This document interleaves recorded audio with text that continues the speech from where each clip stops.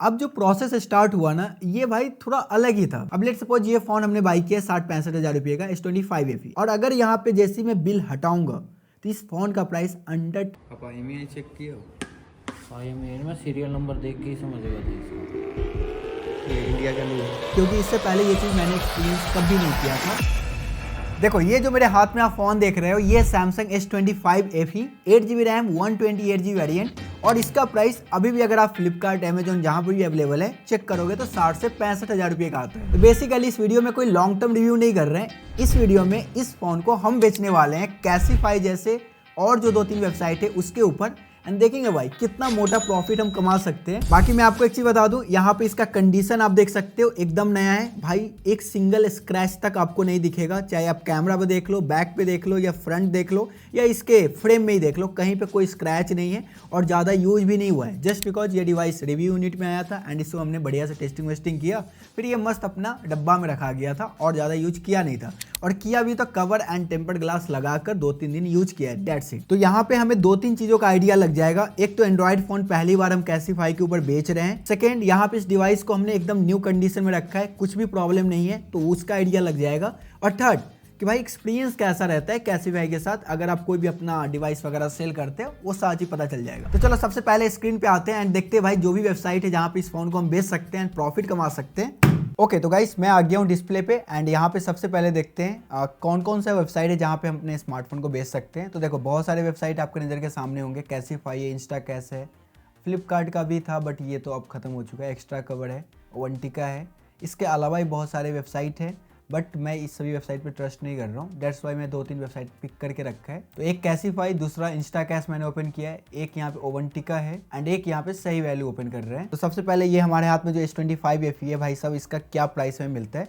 ये एकदम new condition phone है, कभी भी सिम इसमें नहीं डाला मैंने, बस हमारे पास एक चीज नहीं है जो कि है इसका बिल। ब्रांड सिलेक्ट कर लिया, सीरीज यहाँ पे सिलेक्ट करना है S25 FE। अब यहाँ पे जो हमें मैक्सिमम पैसा मिल सकता है वो है 41,000, जो कि ठीक ठाक प्राइस में बोल सकता हूँ, 50% के आसपास यहाँ पे मुझे मिल रहा है। बस एक चीज़ है यहाँ पे जो वेरिएंट है ये सेम वेरिएंट मेरे पास नहीं है और कोई ऑप्शन भी नहीं है सिलेक्ट करने का, तो अभी हम तो कुछ नहीं कर सकते। बाकी आगे देखते हैं, डायग्नोस में ऐसा कुछ दिखता है तो वो मैं टिक कर लूँगा। अब यहाँ पे कोई प्रॉब्लम नहीं है तो सभी को मैं टिक करते जाता हूँ। ये जो डिवाइस अंडर मैन्युफैक्चर वारंटी है बट हमारे पास बिल नहीं है, नो। ब्रोकन स्क्रैच वगैरह ऐसा कुछ नहीं है, कंटिन्यू कंटिन्यू।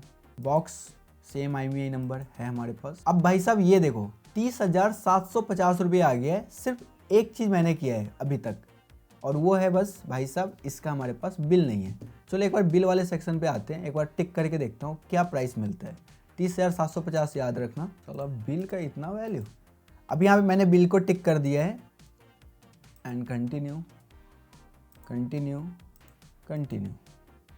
अब जैसे मैंने बिल सिलेक्ट किया ना तो एक ऑप्शन एक्स्ट्रा आ गया, मोबाइल का एज मुझसे पूछा जा रहा है जो कि 3 महीने से कम है। अब देखो ये जो प्राइस निकल कर आया है ये 40,600 आ गया, जो कि इसका मैक्सिमम प्राइस मुझे कैसीफाई दिखा रहा था। तो इसलिए इतना इंपॉर्टेंट होता है एक वैलिड बिल होना। तो भाई चलो अभी के लिए मैं वैलिड बिल डालकर ही आगे बढ़ता हूँ, थोड़ा दिल को संतुष्टि मिलेगा। 40,500 रुपये के आसपास का यहाँ पे आ रहा है कोट। बाकी आने के बाद मैं बात करूँगा एंड जो भी डिस्कशन वगैरह होगा वो तो बढ़िया से मैं आपको दिखाऊंगा ही।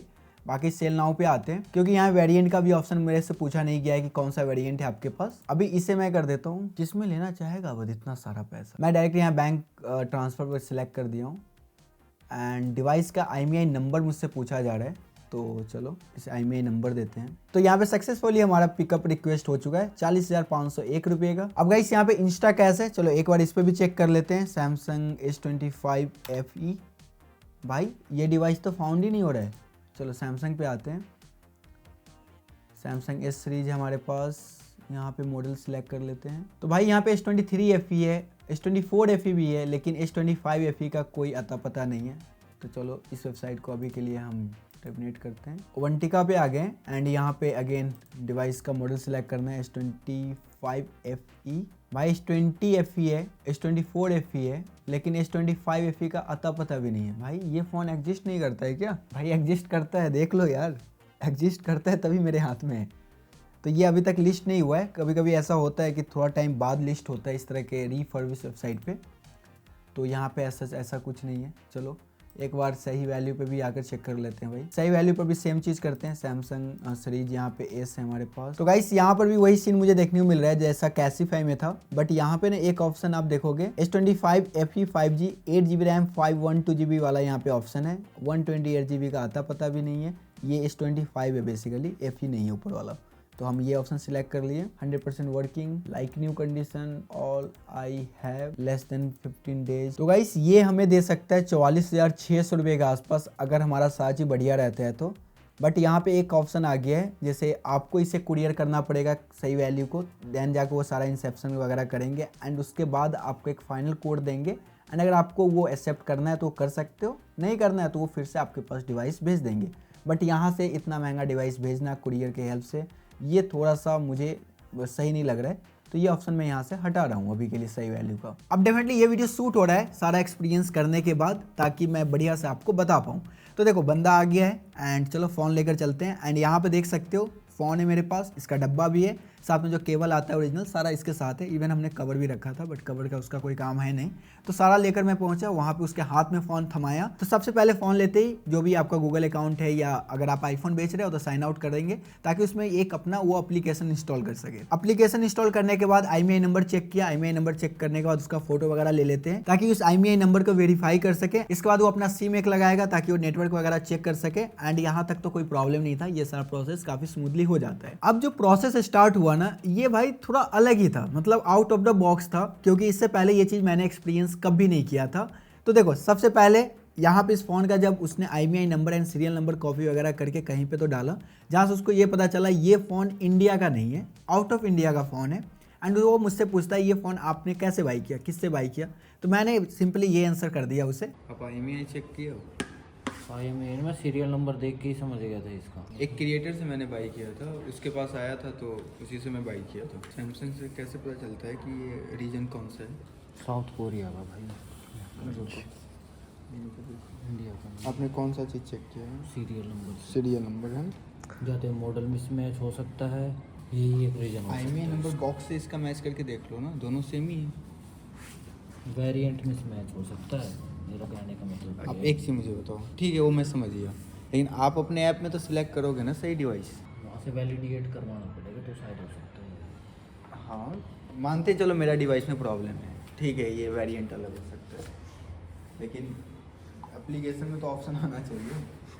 और सिर्फ आपके ही एप्लीकेशन में नहीं है, 2-3 और ऐप में मैंने चेक किया था, 8,512 ही दिखा रहा था। टोटल स्टोरेज कहाँ निकलती है?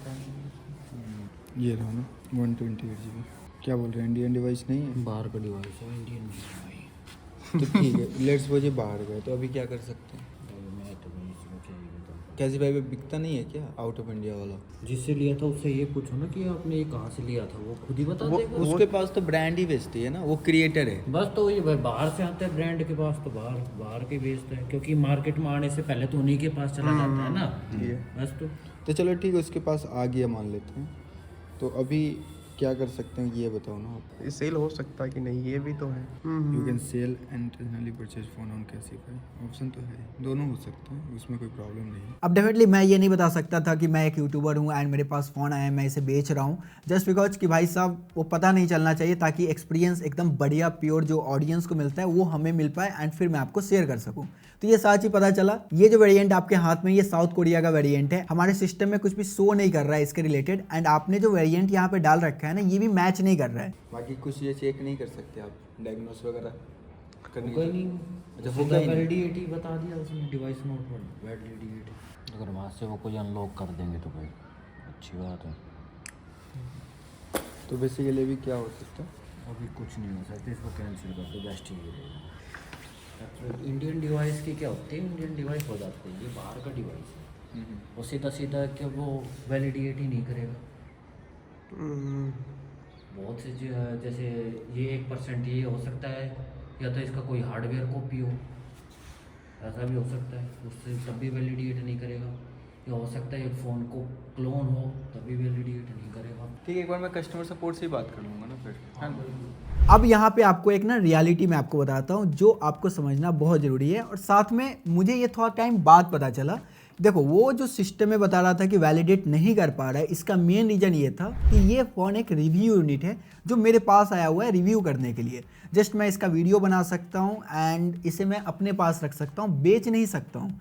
अब यही चीज़ मैं जब पता लगाया, रिसर्च वगैरह किया, तो मुझे यही पता चला जो इसका IMEI नंबर होता है ये कंपनी के पास भी होता है एंड ये उस तरह से लॉक करके रखते हैं या कुछ भी तो होता है जिसकी वजह से इस फ़ोन को हम सेल नहीं कर सकते, जस्ट यूज कर सकते हैं। डेट्स वाई ये वैलिडेट उसके सिस्टम में नहीं कर रहा था, डेट्स वाई ये फ़ोन को हम बेच नहीं सकते। एंड मुझे बेचना तो ऐसे भी नहीं था, जस्ट मुझे कोटेशन निकलवाना था कि भाई हमें एक नया फ़ोन का क्या वैल्यू मिल सकता है। अब लेट्स सपोज ये फ़ोन हमने बाई किया 60-65 हज़ार रुपये का S25 FE एंड इसे मैं बेचने जा रहा हूँ कैसीफाई के ऊपर। अभी यहाँ पे ऑप्शन अब तो दे दिया है, जब मैं इसे बेच रहा था स्टार्टिंग में उस समय इसका option 8GB RAM and 512GB का ही था, बट अब यहाँ पे 128 भी आ गया है। तो ये लगाकर जब मैं चेक कर रहा था 36,000 रुपये के आसपास मुझे दिखा रहा है। और अगर यहाँ पे जैसे मैं बिल हटाऊंगा तो इस फ़ोन का प्राइस अंडर 30 के आ जाएगा। यहाँ पर भी एक कंडीशन है। अब इसका ये मतलब नहीं कि आपको 36,000 या 37,000 जो दिखा रहा है बिल वगैरह के साथ, कंडीशन एकदम नया है तो आपको उतना ही पैसा मिलेगा। 100 रुपया पहले तो प्रोसेसिंग फ़ी कटेगा, उसके बाद इसमें 1-2 स्क्रैच वो कैसे भी निकाल देंगे। अब नया फ़ोन है तो पूरा नया होना चाहिए उनके समझ से। अगर माइनर सा भी डेंट या कुछ स्क्रैच हो गया ना भाई, 500, 1000, 2000 रुपये कट लेंगे। जैसे भाई अज्ञान थेरेपी भाई के वीडियो में हुआ था, वहाँ मैंने देखा था एक माइनर सा डेंट था एंड उनका कहना था यहाँ पे एक अच्छा खासा अमाउंट काट रहे थे। तो इस तरह के नए फ़ोन पे जो थोड़ा महंगा फ़ोन है, अगर एक छोटा सा स्क्रैच भी है तो अच्छा खासा अमाउंट काटते हैं। तो ये चीज़ भी हो सकता है। तो आपको जहाँ 32 से 33 हज़ार रुपये मिल सकते हैं अगर इस तरह का फ़ोन है। तो बेचने का 2-3 तरीका और भी है जो मैं बोलूँगा आप प्रीफर कर सकते हो। देखो सबसे पहले तो है ये कैसीफाई वगैरह जैसे वेबसाइट है, वहाँ पे ट्राई कर लो। अगर आपको अच्छा वैल्यू मिल रहा है तो बढ़िया है, ऑथेंटिक वे से आपका फ़ोन बिक जाएगा एंड आपको हैंड टू हैंड कैश भी मिल जाएंगे। सेकेंड तरीका है, बहुत सारे जो स्मार्टफोन आते हैं उस पर आपको एक्सचेंज बोनस मिलता है। जो भी आपके पास पास्ट में डिवाइस रहे होंगे उसे अगर आप बेचते हो तो एक्सचेंज बोनस ऐड हो जाते हैं, तो एक अच्छा खासा ना डिसेंट वैल्यू आपको देखने को मिल जाता है। लेट्स सपोज ये 5,000 दे रहा था, तो लेट्स सपोज किसी फ्लिपकार्ट पे कोई एक्सचेंज बोनस चल रहा है तो 5,000 के बाद 3,000 का एक्सचेंज बोनस लग गया, तो 8,000 का बिक गया। तो बिकेगा तो नहीं, डेफिनेटली आपको कोई और फ़ोन लेना पड़ेगा। तो इस तरह से आप कर सकते हो। सेकेंड तरीका है, अगर आपके फैमिली में या फ्रेंड सर्कल में जिस पर आप भरोसा करते हो आप उससे भी फ़ोन बेच सकते हो, वो आपको बेटर पे कर सकता है। जैसे अब ये iPhone XR है, कैसीफाई की नज़र में ये आउटडेटेड iPhone है, टोटली एग्री।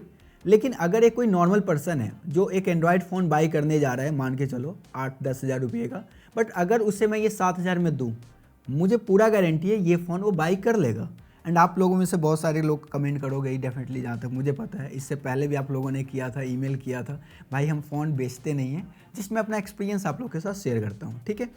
इसके बाद यहाँ पे एक और तरीका मैं आपको बताता हूँ, बट मैं ये प्रीफर नहीं करता हूँ, खुद भी नहीं करता हूँ एंड आप लोग को भी बोलूँगा कि नहीं करोगे तो ज़्यादा बेटर है, बट बता देता हूँ।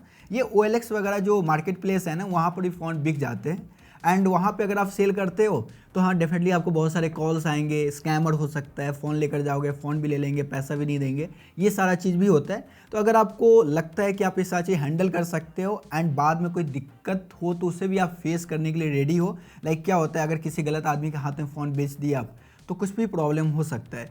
तो ये सारी चीज़ों से बचना चाहते हो तो डेफिनेटली अपने फ्रेंड सर्कल या एक्सचेंज बोनस, और एक ऑप्शन तो है ही कैसीफाई वगैरह जैसे एप्लीकेशन, जहाँ पे जाकर आप फ़ोन बेचोगे आपको हैंड टू हैंड कैश भी मिल जाएगा। अब एक चीज़ और मैं आपको बताना चाहता हूँ, जब भी आप फ़ोन बाई करते हो तो आप उसका एक रीसेल वैल्यू का भी ना थोड़ा सा दिमाग में रखा करो कि जब आप इस फ़ोन को 2-3 साल बाद बेचोगे तो आपको क्या रीसेल वैल्यू मिलेगा। इससे ये हो जाता है ना कि कोई भी अगर आप न्यू स्मार्टफोन बाई कर रहे हो तो आपको एक अच्छा खासा अमाउंट मिल जाएगा ताकि आप अपग्रेड कर सको थोड़ा बहुत पैसा ऐड करके। डेफिनेटली आपको वीडियो काफ़ी यूजफुल लगा होगा, please hit the like button and मैं आपसे मिलता हूँ फिर से एक मस्त धमाकेदार वीडियो में। तो good bye, have a good day and bye bye.